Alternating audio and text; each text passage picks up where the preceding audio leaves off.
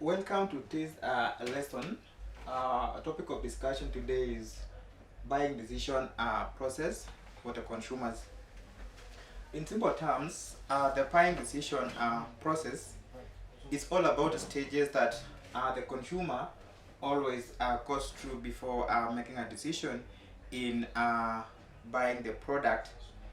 So what can I say is that this is exactly what is going to assist us in making a completion or just a decision in line with what we desire as the people who consume the product. That is immediately after the producer does its own a process. It is also our work to make a decision as the consumers of the product. So the buying decision process are always has got 5 stages, starting from what we refer to as problem recognition.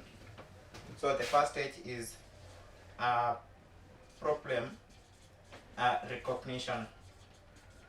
In this case, the consumer is facing an issue in line with what's supposed to be consumed, and this is exactly what you can say.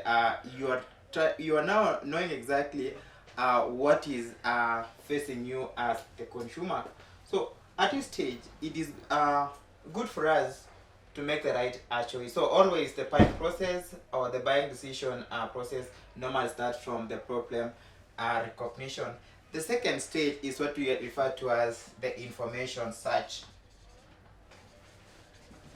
So in this case, you're supposed to get to know where you are going to get the information on how you're going to make decision concerning your product or the service you want to consume.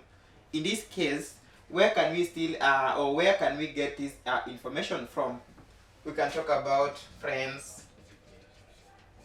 We can talk about commercial activities like advertising and so forth. So in this case, you are able to know exactly what kind of information you want and exactly where you're going to get from.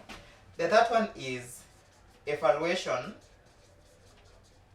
of alternatives. Now, talking about evaluation of alternatives, these are just the choices that we're supposed to make decision from. And in this case, we're going to have several of them, and therefore we are entitled to make the best choice out of those decisions. Like in any other decision making process, we'll be having several choices, and in this case we are supposed to choose the best alternative from. So it is our duty to ensure that when we are making the choice, we make the best choice, like that we don't regret thereafter. Stage number 4 is the purchase decision. At this point, remember, we've just done with evaluation of the alternatives, and in this case we want now to make a purchase. In purchasing, it's all about now buying exactly what you feel is the best for you, so that we don't regret on exactly what we are going to purchase in the long run, or what we are going to consume. Remember, at any point in time you make a wrong choice, it is you who is going to regret. And therefore, what I can advise on this is, whenever you are making a decision, make sure that you are choosing the best out of the choices that you have. Remember, we don't have a single day whereby you can say we have a choice and that is decision. No, in this case you're supposed to talk about choices, so that from the choices we can choose exactly what. Like for this case, in this town we have got several colleges, and you've chosen to study with us, that is the Capes College.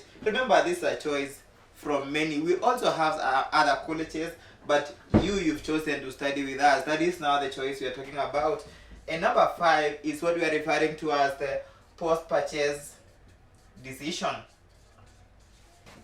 which is always very important in our daily life, or just in our daily routine, because at this point you've already made a choice that this is exactly what I'm going to buy.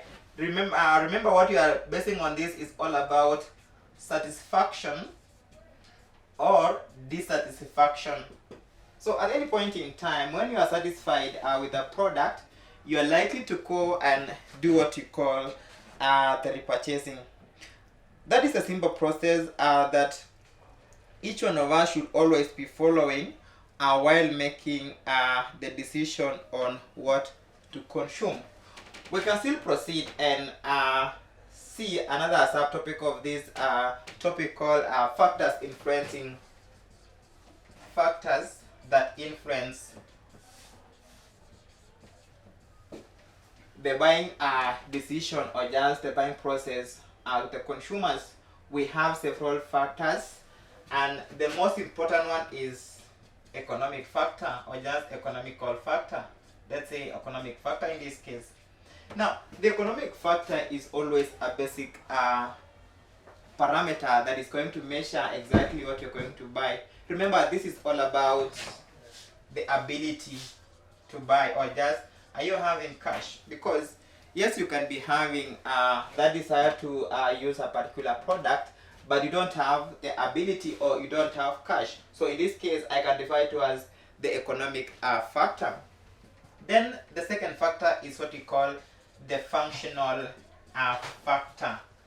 After making the decision on the product or the service that you're going to consume, in this case, is it going to serve the function? Because if for this case I'm a student, then I'm buying a book, let's say a book for marketing instead for the consumer behavior.